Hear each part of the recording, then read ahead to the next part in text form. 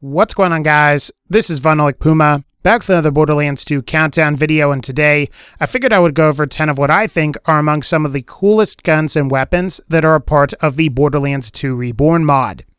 Now, before we start, I'll go ahead and I'll mention that this video is going to primarily focus on Reborn mod replacements for vanilla weapons. After all, something like the Curb Blaster is functionally pretty similar to how it was before the Reborn mod, minus any potential manufacturer or weapon type overhauls. So with that in mind, I figured it would be more interesting to focus on weapon replacements, as that means basically that I'm going to be focusing on new weapons. Also, and according to this mod's developer, Borderlands 2 Reborn is in a continuous state of development, and with that in mind, if you're coming across this video sometime after its initial release, you may notice that some things that I'm talking about here have already been fixed or changed in some way. So when I discuss a few of my minor complaints here and there, it's entirely possible that they are no longer an issue. Finally, if you guys find you end up liking this video, definitely be sure to hit the like button, as it really helps out the channel. But without further ado, these will be 10 of what I think are some of the coolest weapons from the Borderlands 2 Reborn mod, starting now. Number 10. The legendary Dolos shotgun.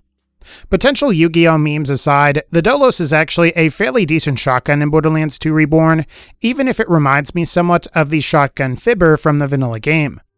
With a really high projectile count of like 40 plus and overall decent ammo consumption being in line with most other Torgue barrel style shotguns, you're actually getting a pretty decent, if not exceptional shotgun here.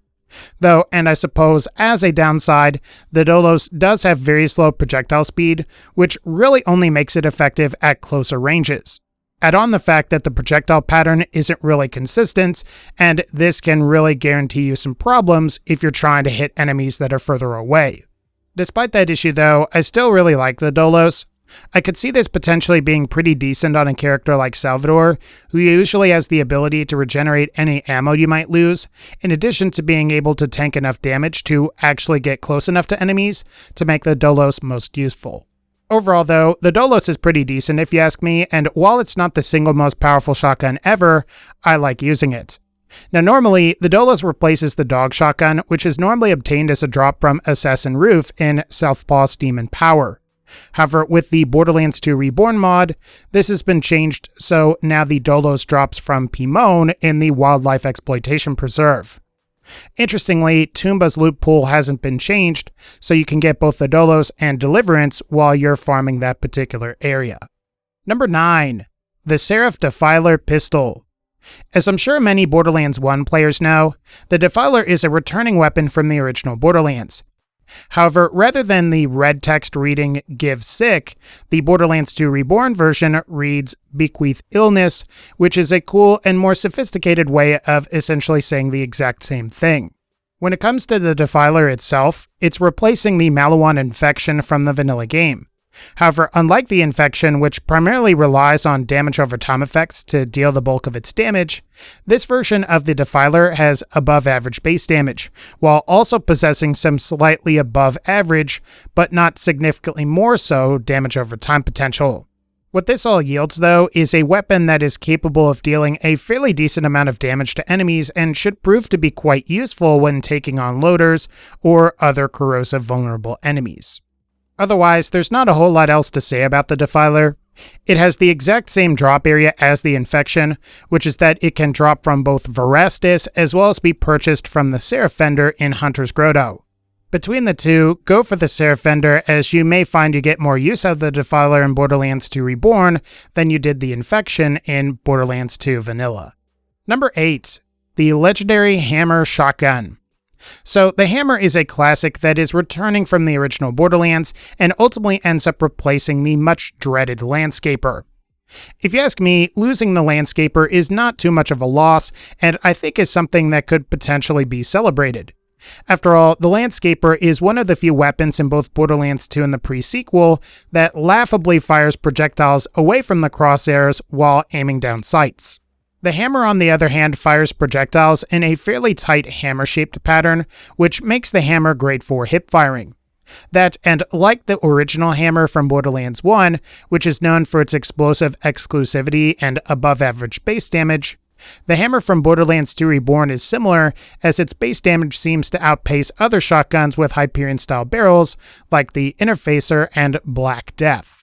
If you ask me, it's really cool to see some returning legendaries get added with the Borderlands 2 Reborn mod, and if you've never played Borderlands 1 and want to see what the hammer is like, you can obtain the hammer from Benny the Booster, who appears during the Just Desserts for Desert Deserters side quest from the Captain Scarlet DLC, while the Borderlands 2 Reborn mod is active.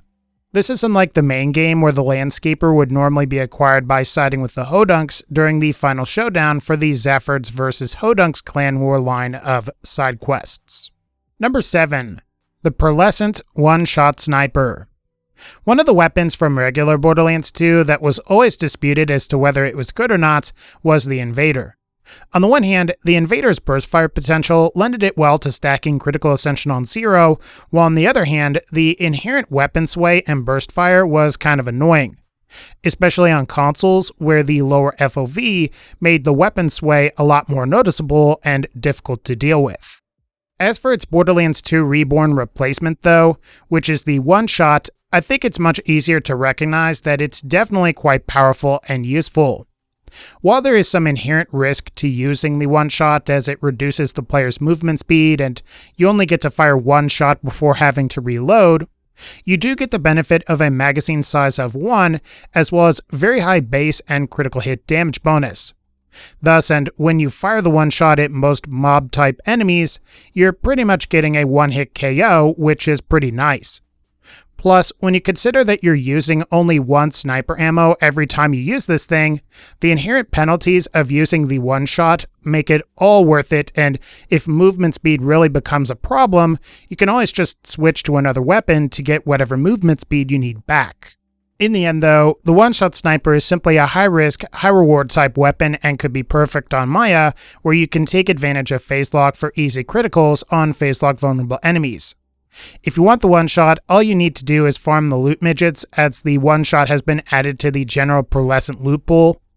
Though it is based on the Invader, it no longer drops from Saturn. Number 6. The Pearlescent Draco Assault Rifle.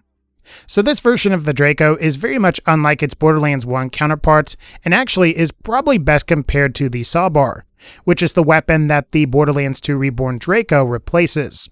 Unlike the Sawbar though, which has an initial projectile which splits into 3 that then explode after a certain distance, the Draco has the advantage of simply firing 3 projectiles that explode on impact. Thus, the player has a lot more control over when and how the Draco's projectiles deal damage, and unlike the Sawbar, where you have to learn the distance to use the weapon properly, the Draco is something that you can just spam at enemies, which is pretty nice if you ask me. The best part though is what I can surmise is an alteration to some of the accessories for banded assault rifles. It appears that the damage prefix now allows the player to regenerate ammo, and thus, when combined with other aspects of the Draco, with its high magazine size and high fire rate, you can fire for surprisingly long amounts of time while regaining a significant portion of the ammo you fire back through this regeneration accessory. Ultimately, I've got to say that I really like this version of the Draco, as it's got some fairly decent DPS potential when going up against most mobs. If you want the Draco, it's obtained in pretty much the same way the Sawbar was, as you can farm loot midgets or oh my god what the heck for it. It also drops from Chroma as well, like many other Borderlands 2 Reborn Pearlescents, thanks to the unofficial community patch integration. Number 5. The Pearlescent Midnight Coop Pistol. Though it's a Jacob's weapon, the Midnight Coop actually seems more reminiscent of a doll pistol with the ability to burst fire while aiming down sights, rather than a Jacob's pistol which fires as fast as you can pull the trigger. Though, I suppose it is worth mentioning that the Borderlands 2 Reborn mod overhauls all Jacob's pistols, allowing them to potentially be automatic while aiming down sights with a noticeable damage penalty. So in that sense, I guess what the Midnight Coop does here isn't exactly weird, going by the standards of this mod. Personally, I actually really like the burst fire potential here, as it works surprisingly well on a Jacob-style pistol. After all, the burst allows for a pretty nice and most importantly, controlled DPS increase when compared to hip firing. Also, and unlike the Unforgiven, which the Midnight Coop replaces, you don't have to sweat as much if your shots miss, as the subsequent shots in the burst still have a chance to potentially hit on targets, which makes using the Midnight Coop a lot less stressful when compared to using the Unforgiven in vanilla Borderlands 2. I think my only complaint with the Midnight Coop mostly centers around the damage reduction to Jacob's pistols while aiming down sights. I guess I get why this was done, as the automatic effect could be pretty powerful with low recoil and the inherently high critical hit bonus of Jacob's weapons, but I think it just indirectly hurts the Midnight Coop, where the whole point, in my opinion, is to take advantage of that burst. Regardless of that minor complaint though, I think the Midnight Coop is pretty cool, and like the Unforgiven, it can be acquired in this same way. Just farm some legendary loot midgets, take on oh my god what the heck, and like the unofficial community patch, you can also farm the Son of Chroma to get the Coop to drop. Number 4. The legendary Electrum SMG. So the Electrum is one of the more unique things I've encountered during my time checking out the Reborn Mod's weapons. This is because the Electrum, at least conceptually, is meant to be a quasi-laser/volt thrower type weapon that predominantly uses an electrical bolt as its projectile. Granted, you're not going to necessarily get the total effect of that, as the Electrum still has the audio for and effect of shooting bullets, but the visual effect of firing an electrical arc/lightning bolt continuously at enemies is pretty cool. In a way, it's sort of reminiscent of Borderlands the pre-sequel's laser-type weapons, particularly the shock-type ones from Malouan, where they would fire a consistent beam that dealt damage to enemies. However, you're getting this in an E-Tech SMG form, and unlike the weapon that the Electrum replaces, which is the Yellow Jacket, you're actually able to fairly consistently hit enemies at further distances. Overall though, the Electrum is a cool SMG that's a part of the Borderlands 2 Reborn mod, and if you want it, its drop area hasn't been altered, so you can still farm Jackenstein to get your hands on one of these. Number 3. The Seraph Lacerta Assault Rifle. So the Lacerta is a pretty interesting modification to the Torgue Seeker from the Dragon Keep DLC. Unlike the Seeker, which fires rockets that home in on enemies, the Lacerta has interesting projectile effects that are more reminiscent of what you might see on the Jacob's Becca, where more projectiles spawn as the initial projectile travels. However, unlike the Becca, where you have projectiles stop and then split, the Lacerta's projectile split is more continuous and occurs as the initial projectile travels. As you can see from the gameplay, this projectile split forms a circular formation around the initial projectile. This circle adds an additional 11 projectiles, which as far as I can tell, they deal roughly the equivalent damage of the initial, meaning that you can potentially deal up to 12 times the damage if you can get all of the projectiles to hit. Add on the fact that these projectiles are unlisted and by extension get full amp damage from the B, and this could be a really great weapon to pair with the B shield, especially if you can manage to properly gauge your distance and hit targets just as or slightly after the Lacerta's initial projectile splits. Otherwise, the Lacerta doesn't have its loot location changed, save for the fact that the unofficial community patch changed it so the Seeker could also drop from the dragons. So if you want to get this via Seraph crystals, or if you want to get it by farming the dragons, both methods should allow you to obtain the Lacerta. Number 2. The Pearlescent Thermogenesis Launcher. So I think it's fair to say that the Thermogenesis is the best thing that has happened to the Phobia line of legendary launchers. While I suppose it's unfortunate that it ultimately came at the Pyrophobia's expense, if the Pyrophobia were able to eventually come what the Thermogenesis is from the Borderlands 2 Reborn mod, I think that would be ideal. After all, rather than spawn novas as the projectile travels through the air like the Pyrophobia does, the Thermogenesis spawns its novas upon contact with a surface. What's great about this is that you can more easily take advantage of the novas since they are localized to a smaller and more confined space. And you can actually determine where the novas will eventually spawn and explode, which makes using the Thermogenesis a heck of a lot easier than trying to properly line up enemies and get those novas to hit with the Pyrophobia. So really, and when comparing both the Thermogenesis and the Pyrophobia, I think it's pretty clear who the winner is. Ultimately, this is a great replacer for the Pyrophobia.